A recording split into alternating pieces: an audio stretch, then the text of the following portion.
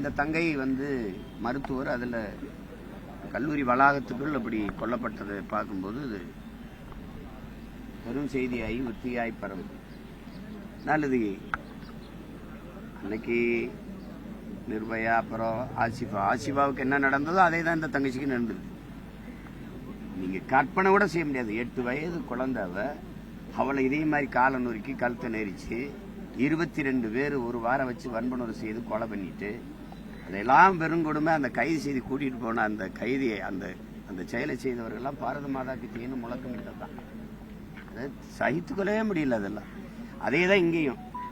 இது என்னன்னா, ஒருவரை கைது செய்து வச்சுட்டு இந்த வழக்கை இழுத்து கொண்டே போறது தான் வேடிக்கை. அது எல்லாருக்கும் தெரியுது, ஒரு கூட்டு வன்புணர்வு படுகொலை. அது அந்த மாதிரி உதட கடிச்சு, கண்ணை குத்தி கெடுத்து, கால் 2ஐயும் நொறுக்கி, வயிற்றுல ஏறி மிதிச்சு, உதட இவ்வளவு காயப்படுத்தி இவ்வளவு கொடுமையா ஒரு பெண்ணை கொலை செய்ய வேண்டியதுன்னா ஒரு கடுமையான வன்மம் இருந்திருக்கணும். சும்மா போற போக்குல யதார்த்தமா நடந்துருச்சா சொல்ல முடியும். இது திட்டமிட்ட வன்புணர்வு கொலை. அதுல கல்லூரியின் முதல்வர் வந்து இது தற்கொலைன்னு சொல்ல வேண்டிய அவசியம் ஏன் வந்தது? என் தங்கச்சி இளவஞ்சி சொன்ன மாதிரி, இங்க இந்த நாட்டில் நடக்கிற எல்லா குற்றங்களுக்கும் 100 குற்றம்னா 99 குற்றம் வந்து நிறைந்த போதையில தான் நடக்கும். அது மதுவோ, அது குக்கைனோ, அது கெராயினோ, அல்லது ஊச்சியோ, அது மாத்திரையோ, என்ன இளவோ கஞ்சாவோ, அதுலதான் நடக்கும். இப்ப நான் பல முறை கேட்டேன், ஆம்ஸ்டாங்க வந்து அவ வீட்டு வாசல்ல வந்து 6 சின்ன பசங்க வந்து வெட்டி போட்டுடலாம்னா போதை இல்லாம எப்படி துணிவு வரும்? இப்ப இதையே ஒரு சராசரி மனநிலை கொண்ட ஒரு மகன் இந்த செயலை செஞ்சிருக்க முடியாது.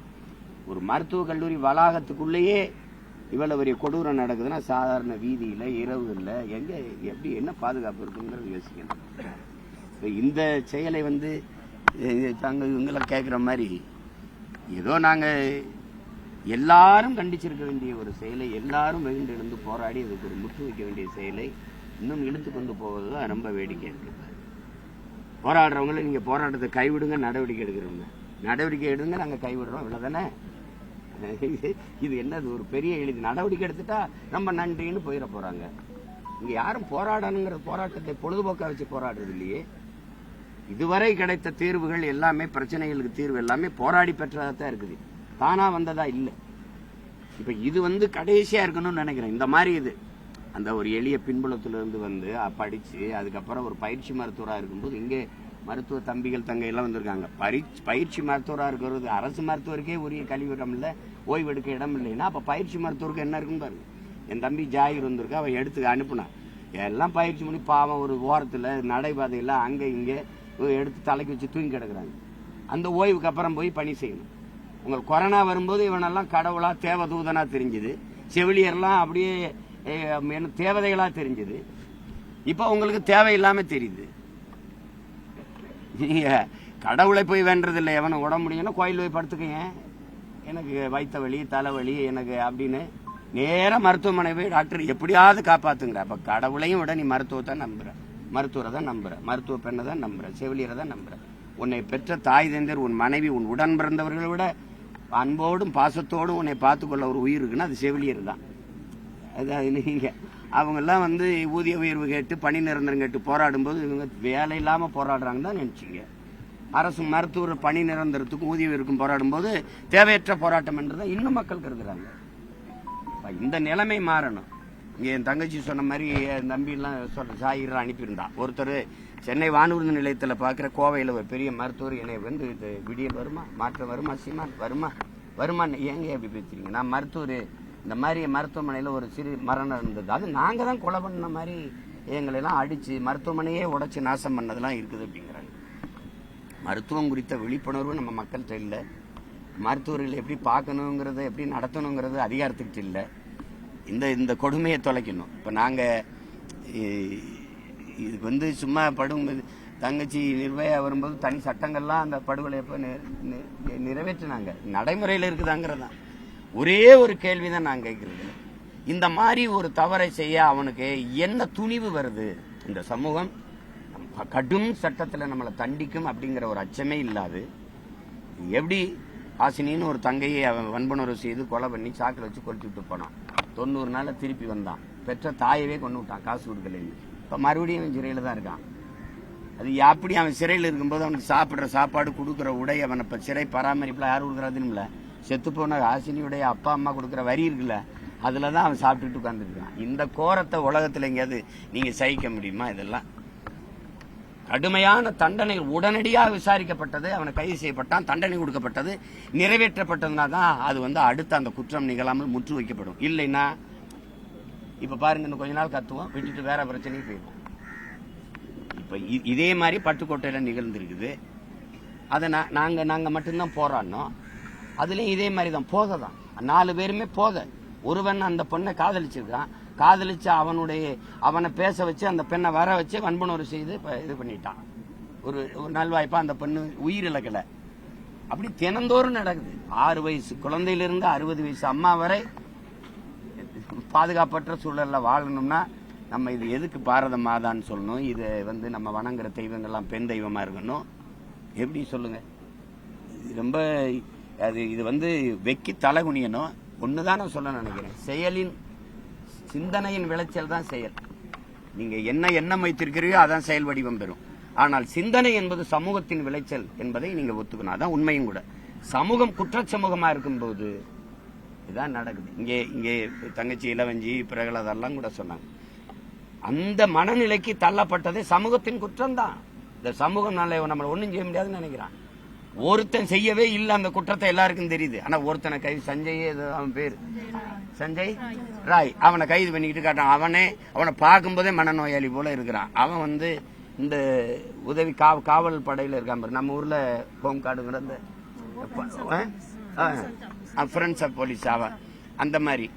அப்ப அந்த மாதிரி ஒரு காவலர்களுக்கு அவன் அதை சொல்லும்போது தம்பி எல்லாம் சொல்றாங்க, அவன் அந்த மருத்துவமனையில் ஒன்றும் பெரிய வருமானம்ல இருந்து யாராவது வந்தா அவங்களுக்கு ஒரு வாங்கி கொடுப்பான், அட்மிஷன் வாங்கி கொடுப்பான், அதை வச்சு ஒரு வருவாயை சம்பாரிச்சுட்டு இருந்தாங்க. அது ஒருத்தன் செய்யல. அது செய்யணுங்கிற நோக்கம் அந்த கல்லூரியில இருந்த அத்தனை பேருக்கு ஏன் வந்தது, என்ன செஞ்சது? நீங்க 1000 குற்றம் சொல்லலாம். அவ ட்ரக்கு பயன்படுத்தினா, அவன் போதைப் பொருளை பயன்படுத்தினா, அது பண்ணா அப்படின்ட்டு. அதுக்காக இவ்வளவு கோரமா கொன்னு தூக்கி போடுவீங்களா?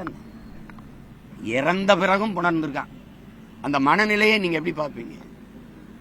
இது எந்த வழியிலேயே இது ஒரு இந்த மண்ணின் மகனா, இந்த நாட்டின் குடிமகனா, ஒரு ஆண் மகனா, ஒரு தாயின் பிள்ளையா, அது ஒரு பெண்ணினுடைய கணவரா, இத்தனை தங்கைகளினுடைய அண்ணனா நான் வெக்கி தலைகுனிறேன் இந்த மாதிரி செயல்களுக்கு. அது ஒன்றும் பண்ண முடியாது. இது எவ்வளவோ கட்டுப்பாடு ஒழுக்கமா கட்சியை நகர்த்தி போகும்போது என் கட்சியில இருந்த ஒரு தம்பியே முன்னாள் பொறுப்பா இருந்தவர் இதை செஞ்சிருக்க கிருஷ்ணகிரியில். அது கடைசியா என்ன ஆயிருதா, அவனுக்கே குற்ற உணர்வு அவன் இறந்தும் போனான், தற்கொலை பண்ணி இறந்து போயிட்டான். அது முன்னாடியே வேஷம் இருந்திருக்கான், இறந்துட்டான். இந்த மனவேதனையில நம்ம பிள்ளை இப்படி பண்ணிட்டானேன்னு எதிர்கொள்ள முடியாம அப்பா மது அருந்தி போய் சாலையில விழுந்து அவர் இறந்துட்டார். இதனுடைய பின்விளைவுகளை இது பண்ணணும். எங்களுடைய தலைவன் எங்க ஈழத்துல எங்கள் தங்கை அக்காக்களை எத்தனையோ வன்புணர்வு செய்து சிங்களம் கொலை செஞ்சான். ஒரு நடவடிக்கை இல்லை. எங்க அண்ணன் பதிலுக்கு பதில் பழிக்கு பழிங்கிற கூட ஒரு சிங்கள பெண்ணின் தாவணியை எங்க புலி மறவர்கள் தொட்டு பிடிச்சதில்லை. ஈழ தமிழ் மக்கள் நிழலை கூட தொட்டதில்லை. ஆனா ஒரே ஒரு வீரன் விடுதலை புலி மறவன் ஒரு சிங்கள பெண்ணை தொட்டுட்டான், பாலியல் எண்ணத்தோட தொட்டுட்டாங்கிற தெரிஞ்ச வந்தவன எங்க தலைவர் அவனை மரண தண்டனை நிறைவேற்றிட்டு அவர் செஞ்சது அந்த தங்கச்சிக்கிட்ட சொல்லிருங்க, நான் அவருக்கு மரண தண்டனை கொடுத்துட்டேன்னு. அப்படிப்பட்ட தலைவனின் பிள்ளைகள் நாங்க. அதனால இது தொடரக்கூடாது. அதிகாரத்தை நமக்கு ஏன் இது வெறுப்பு வருதுன்னா, நடந்துருச்சு, உடனடியா நடவடிக்கை எடுக்கலையே. தங்கச்சி ஸ்ரீமதி இறந்துட்டா, அவ தற்கொலையா கொலையானே கண்டுபிடிக்கல. அதுக்கு ஒரு விசாரணை 6 மாசம் 1 வருஷமா நடக்குது. இதேதான் பொள்ளாச்சியில கூட்டு பாலியல் வன்புணர்வு நடந்தது. அது நடந்தது, அந்த தங்கைகள் கதறி அழுதத காணொலியா நீங்க பாத்தீங்க. இந்த அரசு இருக்கும்போது நாங்க நடவடிக்கை எடுப்போம். நாங்க இப்ப இந்த அரசு என்ன பண்ணுது? இத எந்த வழியிலையும் இதை மறைக்கவும் கூடாது, மன்னிக்கவும் கூடாது. அதுதான் இங்க இருக்கிற யதார்த்தம்.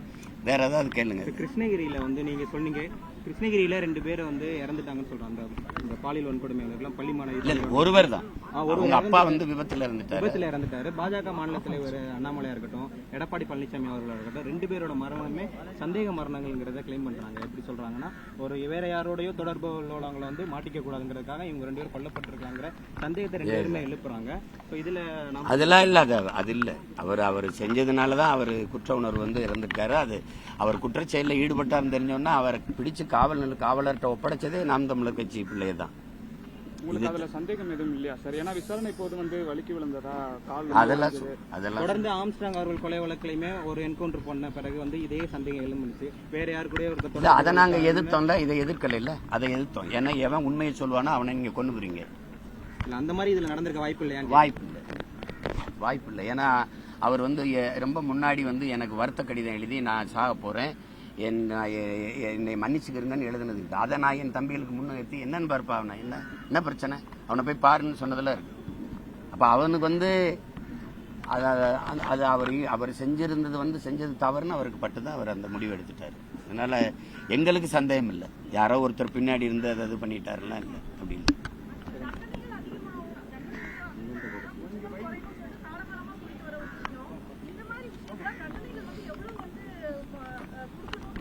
சாதி பெருமை இருக்குல்ல, ஆணவ படுகொலைங்கிறோம்ல. நான் பெரிய சாதிங்கிற ஒரு திமிரோட ஒரு பொண்ணு பையனை கொலை செய்யறது, இந்த மாதிரி வன்புணர்வு கொலைகள், இதுக்கு சிறை தண்டனை ஏற்புடையதல்ல. நான் 2016 என்னுடைய ஆட்சியின் வரைவில் கொடுத்துருக்கேன். எந்த குற்றத்திற்கும் மரணம் தண்டனையா இருப்பதில் எங்களுக்கு உடன்பாடு இல்லை.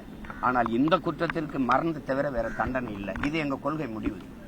இதுல இது நான் எங்க தலைவரை நிறைவேற்றி காட்டினது. அந்த வழியில பயணிக்கிற பிள்ளைகள் எங்களுக்கு எந்த மரணம் தண்டனையா இருக்க முடியாது. மரணம் என்னை தூக்கலிட்டு கொன்னுட்டீங்கன்னா என்னுடைய தாய் தந்தையர் என்னை நம்பி இருக்கிற உறவுகளுக்கு தான் தண்டனையா இருக்கும். எனக்கு அது விடுது, முடிவு, அது முடிவு. ஆனால் இந்த மாதிரியான கொலைகளுக்கு முற்றுப்புள்ளி வைக்கணும். இந்த செயல் தொடரக்கூடாது சமூகத்தினா கட்டும் தண்டனை மரணம் தான். இப்ப நான் பல தடவை கூட பேசியிருக்கேன். இப்ப ஒரு 6 வயசு பிள்ளைய நீ வன்புணர்வு செஞ்சு கொலை பண்ணிட்டீங்கன்னா அந்த பிள்ளை எடுத்து அடக்கம் பண்றதுக்கு முன்னாடி அவனை கொன்னு அடக்கம் பண்ணதுக்கு அப்புறம் தூக்கி அடக்கம் பண்ண 2 மரணம். எவனும் பயப்படுவான். இங்க அதிகாரமும் காவல்துறையும் ஆதரவு அளிக்காம ஒரு ரவுடி உருவாக முடியாது தங்கச்சி. ஒருத்தன் சமூக குற்றச்செயலில் ஈடுபட முடியாது.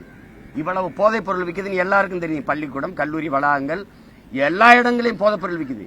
இது அதிகாரத்தில் இருக்கிறவங்களுக்கு, ஆட்சியாளர்களுக்கு, அதிகாரிகளுக்கு தெரியாதுன்னு சொன்னா அது எங்களுக்கு நல்லா தெரியுங்கிறது உங்களுக்கு தெரியலன்னு அர்த்தம். உங்களுக்கு தொடர்பு இருக்குது, எல்லாம் நீங்க தெரிஞ்சுதான் விற்கிறீங்க. அது அதுக்கு ஒரு முற்று வைக்கணும்ல. நீங்க அரபு நாடுகள்ல நீங்க பாத்துருக்கீங்க தங்கச்சி, இந்த மாதிரி பாலியல் குற்றம் செஞ்சவன நடு சாலையில வச்சு எல்லாரும் பார்க்க தூக்குல போடுறத பாக்குறீங்க. அதனால குறைவா இருக்கு. நீங்க அந்த சோமாலியால ஒருவன் இந்த மாதிரி வன்புணர்வு செஞ்சிடறான். நீதிபதி நீதிமன்றத்தில் இப்படிதான் நிக்கிறான் குற்றவாளி. இவனுக்கு தண்டனை மரணம். அதன் உயிர் உறுப்பை அறுத்து வீசி கொலை செய்யணுங்கிறது தண்டனை வலையொலியில் இருக்கு. அந்த தண்டனையை நானே கொடுப்பேன்ட்டு அவரை பிடிச்சா அறுத்துக்கு வீசிடுற இருக்கு வலையொலியில்.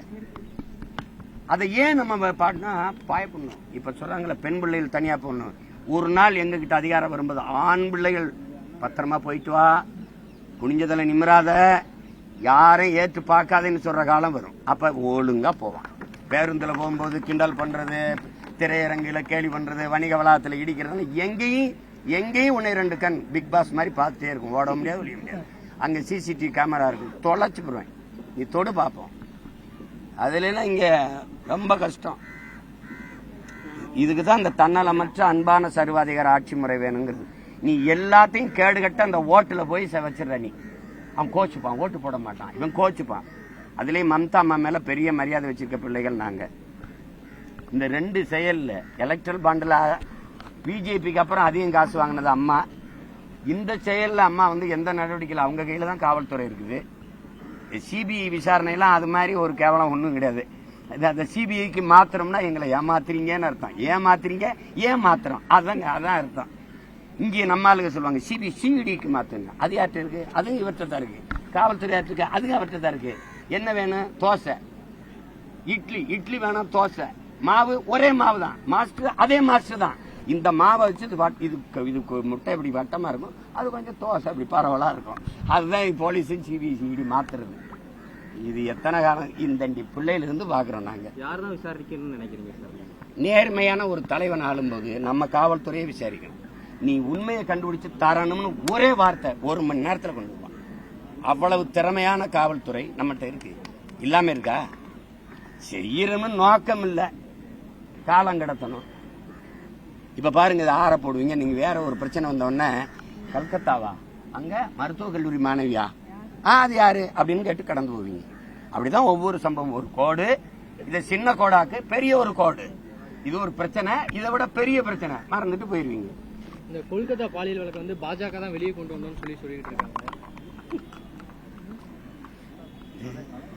சரி, அதுக்கு பாராட்டுகள், வாழ்த்துக்கள். நீங்க இப்ப அதுக்கு உரிய தண்டனையை பெற்றுக் கொடுத்து தண்டிச்சு விடுங்க, அப்ப சொல்லுங்க. வெளியில தெரியாது, இல்லைன்னா வெளியில தெரியாது. இல்ல மல்யுத்த வீராங்கனைகள் வந்து ஒரு வருட காலமா இது பண்றாங்க, ஆனா அமைதி காக்குறாங்களே இது வரைக்கும் பாஜக. அதை நீ அவர்கிட்ட கேளு, யாருக்கு சொன்னாரோ. அது ஒரு கேவலம். தேசத்தின் மகளே விருது வென்று வந்தா. அப்ப இப்ப அந்த தங்கச்சிக்கு நடந்த கொடுமையெல்லாம் பாருங்க. அவங்க அனுப்பாதனால அதுல 10 கிலோ எடையை குறைச்சு அதுல போய் அவ நின்று அப்படி இருந்து 100 கிராம்ல தோக்கடிச்சு அனுப்பப்படுறா. அவளுக்கு அவமானம், அவள் கண்ணீர் வெடிக்கணுமா? நம்ம வைக்கி தலை குனிஞ்சு கண்ணீர் வெடிக்கணும். நீ இது ஒரு நாடுன்னு வச்சுக்கிற. 2 வெங்கல பதக்கத்துக்கு பள்ளிச்சு வந்து நின்றுட்டு இருக்கான்னு. அவன் 1வது இடத்துல இருக்கான். 40க்கும் மேற்பட்ட தங்க பதக்கங்களை வென்ற அமெரிக்கா. நீ வெங்கல பதக்கத்தை வென்று என்ன உங்க நாடு இப்படி போயிருச்சு? 71வது இடத்துல இருக்க. அப்ப நம்ம அண்ணா ரஜினிகாந்த் வசனத்தை சொல்ல வேண்டியது. 1 பெருசா 2 பெருசா? இப்போ 1 பெருசா 71 பெருசா? 71 தான் பெருசா? அப்ப நாங்க தான் பெருசு அப்படின்னு நம்ம பெருமை பேசிட்டு இருக்க வேண்டியதுதான். வேற என்ன செய்யுது? என்ன சர்ச்சை உங்களுக்கு? சர்ச்சை என்ன உங்களுக்கு? என்ன சர்ச்சை? யானை ஸ்பெயின்ல தான் இருக்கா? எங்க ஊர்ல இல்லையா? யானையை வந்து மத்த யாரும் பயன்படுத்தக்கூடாது அப்படிலாம் ஒண்ணும் கிடையாது தம்பி.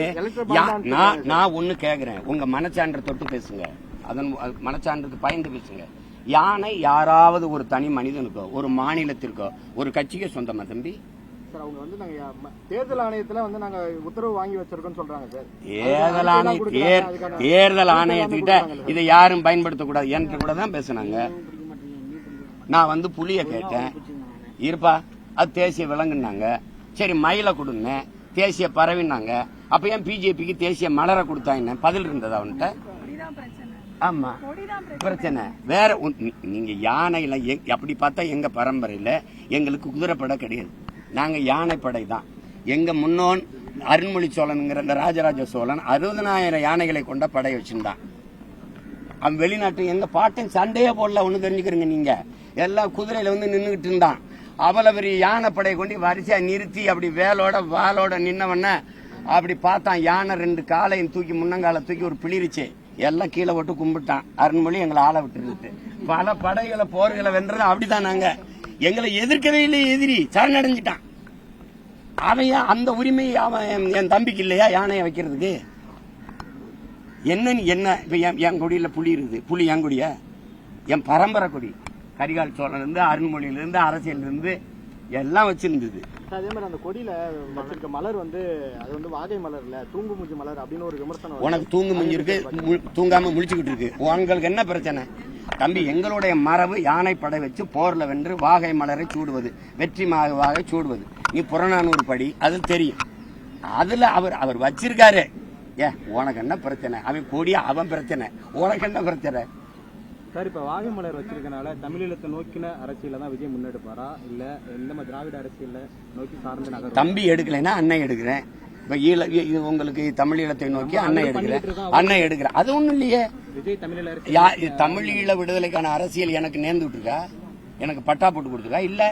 நீங்க பேசுங்க, நீங்க தான் சொல்றீங்களே கோடி கோடியா காசு வருது அதனால சீமான் ஆதரிச்சு பேசுறாருன்னு. எனக்கு வருதுன்னு தெரியுதுல, பிளீஸ் நீங்களும் ஆதரிச்சு பேசுங்க. உங்களுக்கு கேஸ் வருதா இல்ல கேஸ் வருதா? என்ன தம்பி விஜய் தமிழ்ல போர்க்கள காட்சிகளா ஒரு பாடல்ல வச்சிருக்காரு. கட்சியின் கொடியில வந்து போர் காலத்துல பங்கு யானை வந்து சிவர மாதிரி வச்சிருக்காரு.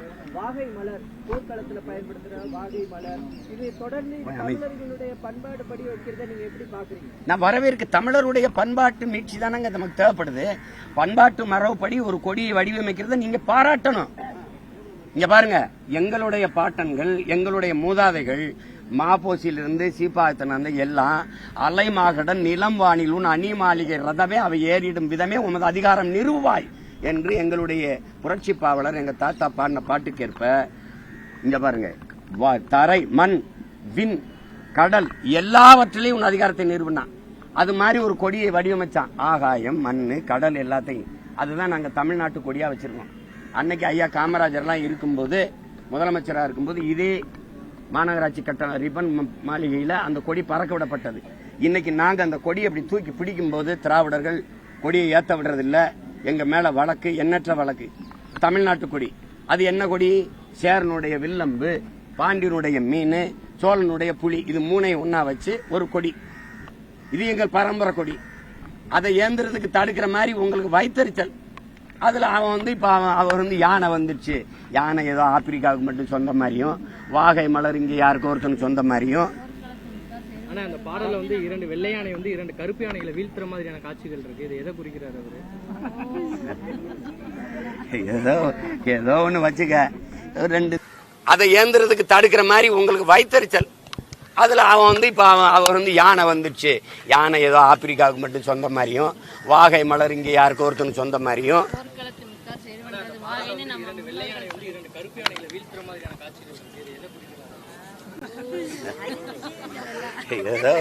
ஏதோ ஒண்ணு வச்சுக்க.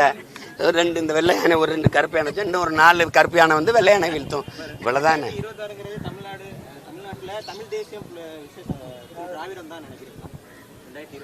இதுல என்ன சந்தேகம்? இப்பவே நடக்குதா இல்லையா? டிஎம்கே வெர்சஸ் என்டிகே சண்டை நடக்குதா இல்லையா? உனக்கு கோட்பாடு என்ன இருக்குது? இந்தியம் ஒரு கற்பிதம், திராவிடம் ஒரு கற்பிதம். இங்க இருந்தது தமிழ் தேசம்தான். நான் சொல்லல, புரட்சியாளர் அம்பேத்கரை விட அறிவு ஆசான் எவனும் இல்லை. அவரே சொல்றார், இந்த நிலப்பரப்பு முழுதும் தமிழை தாய்மொழியாக கொண்ட நாகர்கள் தான் பரவி வாழ்ந்தார்கள், என்னுடைய மூதாதைகளின் மொழி கூட தமிழ் தான் என்று. இப்ப இது யார் தேசம்? ஏன் தேசம்? துணை கண்ட முழுமைக்கும் பரவி வாழ்ந்தது நாங்க. இப்ப இது நாடு தமிழ்நாடு. இங்கு வாழ்கிற மக்களினுடைய மொழி, கலை, இலக்கியம், பண்பாடு, தொன்று தொட்ட வேளாண்மை, பெண்ணிய உரிமை, பொருளாதார வளர்ச்சி, தொழில் வளர்ச்சி, காட்டு வளம், கனிம வளம், நீர் வளம், மலை வளம், கடல் வளம், மண் வளம், இவற்றை காப்பது, இதுக்கெல்லாம் ஒரு அரசியல். தமிழ் தேசம், தமிழ் தேச அரசியல். இதுல என்ன உங்களுக்கு பிரச்சனை? அதே விஜய் வந்து இடம் சார்ந்த அரசியலில் ஈடுபட மாட்டேங்கிறாரு. அது இருக்கலாம். அதுல வந்து தம்பிக்கு தெளிவா இன்னும் விளக்கணும். அவரு இடம் சார்ந்த அரசியல தம்பி செய்யலன்னா அண்ணன் செய்யறேன். நாங்க ஒரு கோட்பாடை வச்சிருக்கோம், இருக்க இடமற்றவன் அனைத்துலகம் பேச அருகதையற்றவன். முதல்ல உன் இடத்தினை உறுதி செய், இனத்தை முன்னிறுத்தி, இருக்க இடமற்றவன் அனைத்துலகம் பேச அருகதையற்றவன். இதை நாங்க கற்றுக்கொண்ட கோட்பாடு. அது தம்பி சொல்றாரு, எல்லாத்தையும் கடந்து மானுடம் பேசணும்னு. அதை எங்கள் முன்னோர்கள் பேசினதான். புதியதோர் உலகம் செய்வோம், கெட்ட போரிடும் உலகத்தை வேரோடு சாய்ப்போம்னு பண்ணது. பிறப்பு ஒக்கும் எல்லா உயிருக்கும் எங்கள் வேதம் கற்பிக்குது. காக்கை குருவி எங்கள் சாதின்னு பாடுது எங்கள் பெரும்பாவளன் பாரதி. அப்படி மானுடம் பேசிய இனத்தின் மக்கள், அதையும் தாண்டி உயிர்மை நேயம் போற்றிய இனத்தின் மக்கள். அவர் அதையும் தாண்டி மானுடத்தை நேசிக்கணும்ன்றாரு. அதுக்கு சான்று இப்போ கல்கத்தாவில் செத்து போனவ என் தங்கச்சி ஒன்றும், என் கூட பிறந்தவள என் அக்கா தங்கச்சி ஒன்றும் இல்லை. அவளும் எங்களை மேலே சக மானுடச்சி ஒரு மனுஷி. யாரு மேலே கீறினாலும் ரத்தம் ஒன்று தான். ஆக மொத்தம் நீ நானும் 10 மாதம் தான். அந்த அடிப்படையில் தான் நாங்கள் சிரியாவில் நடந்த தாக்குதலுக்கும் போராடினோம், ஈராக்கில் நடந்த வன்முறைக்கும் போராடினோம். எல்லாத்துக்கும் போராடுவதற்கு காரணம் ஒன்று நீங்கள் தெரிஞ்சுக்கணும். உடலில் எங்கு காயம்பட்டாலும் முதலில் கண்ணழுகும், உலகில் எங்கு காயம்பட்டாலும் தமிழன் மண் அழுகும். அதான் நாங்கள்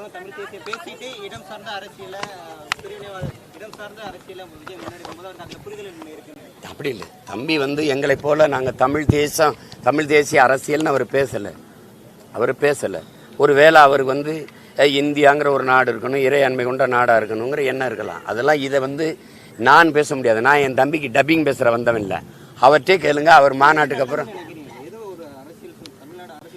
எங்களுக்கு நாங்கள் செய்கிற அரசியல் தான் நல்லது, அதான் சரியானது.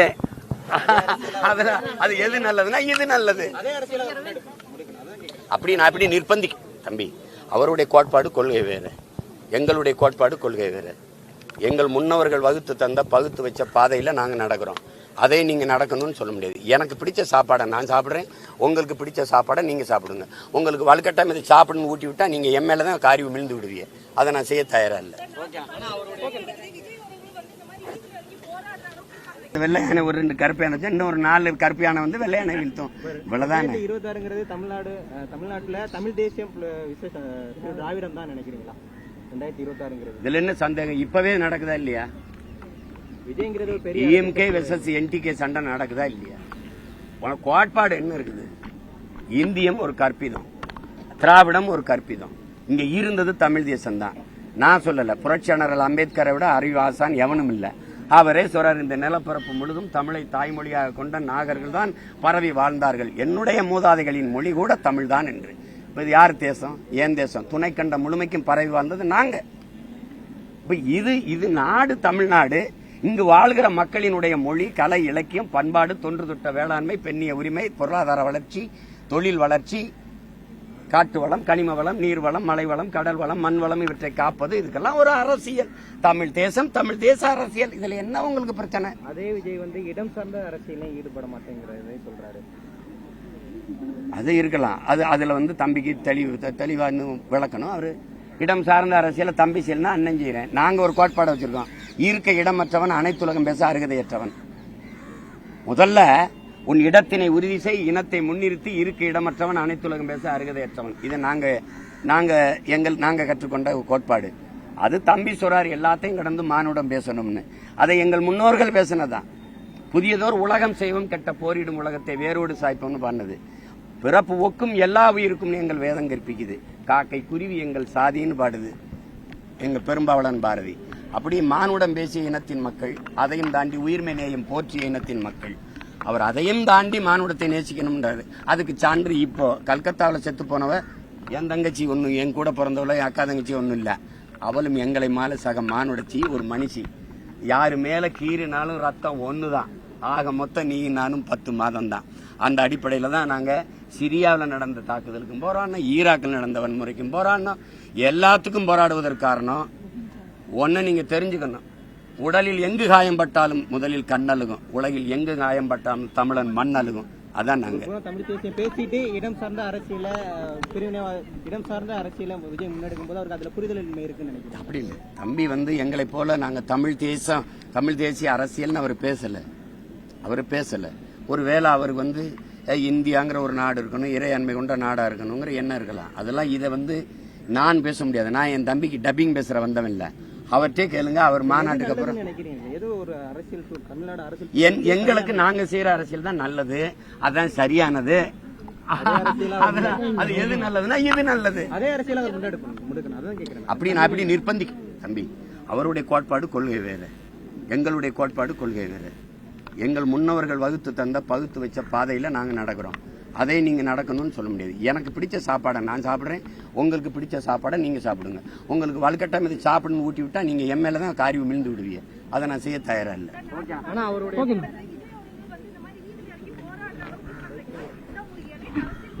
ஒரு பவுன்சர் அரசியல தான் எடுத்துக்கிட்டு இருக்காரு விஜய். மக்கள்கிட்ட நினைக்கிறீங்களா? நீங்க இப்ப என் தம்பி தலைவர் ஆயிட்டாரு. இந்த கேள்வியில என் தம்பிகிட்ட தான் கேட்கணும். இப்ப அவருடைய செய்தி தொடர்பாளர்கிட்ட கேட்கணும். இப்ப நாங்க வந்தது எங்களுடைய மருத்துவ பாசறையும் மகளிர் பாசறையும் தங்கச்சி கல்கத்தால வன்முறை செய்து கொலை செய்யப்பட்ட அந்த கொடுஞ்செயலை கண்டிச்சு அதுக்கு நடவடிக்கை எடுக்கணும். அந்த மாநில அரசு, மத்தியில் ஆள்ற இந்திய ஒன்றிய அரசு, இங்க இருக்கிற நம்முடைய மாநில அரசுக்கு அதுக்கு அழுத்தம் கொடுக்கணும். நீங்க அது மாதிரி நீங்க காசை வெளியிட வந்தவர்கிட்ட இந்த கற்பழிப்புக்கும் கொஞ்சம் பேசியப்பா அது கொஞ்சம் நடவடிக்கை எடுத்து கொடுப்பான்னு சொல்லணும். அதுக்கு தான் இந்த போராட்டம். நீங்க எல்லாத்தையும் தம்பி விஜயை பத்தி பேசுனதை போட்டு இதை தூக்கி குப்பையில போட்டு விட்டுறாதீங்க. நன்றி, வணக்கம்.